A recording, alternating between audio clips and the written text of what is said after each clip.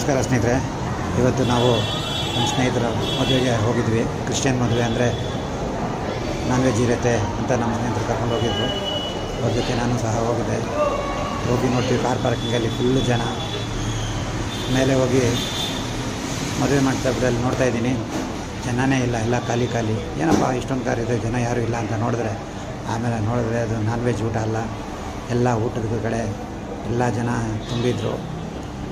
ಒಳ್ಳೆ ಮದುವೆ ಊಟ, ನಾನ್ ವೆಜ್ ಅಂದರೆ ಚೆನ್ನಾಗಿರುತ್ತಲ್ಲ ಅಂತ ಎಲ್ಲ ಬ್ಯಾಟಿಂಗ್ ಮಾಡ್ತಾಯಿದ್ರು. ನಾವು ಹೋದ್ವಿ, ಅವ್ರ ಜೊತೆಲಿ ಒಳ್ಳೆ ಬ್ಯಾಟಿಂಗ್ ಮಾಡಿದ್ವಿ, ತುಂಬ ಚೆನ್ನಾಗಿತ್ತು. ನೀವು ಈ ಥರ ಮದುವೆಗಳಿಗೆ ಹೋಗಿದ್ರೆ ಮದುವೆ ಗಂಡು ಹೆಣ್ಣಿನ ಆಶೀರ್ವಾದಕ್ಕೆ ಜಾಸ್ತಿ ಹೋಗ್ತೀರಾ, ಇಲ್ಲ ಈ ಥರ ಒಳ್ಳೆ ಊಟಕ್ಕೆ ಹೋಗ್ತೀರಾ ಅಂತ ಕಮೆಂಟ್ ಮಾಡಿ. ನಾವಂತೂ ಮದುವೆ ಗಂಡು ಹೆಣ್ಣನ್ನು ಆಶೀರ್ವದಿಸಲು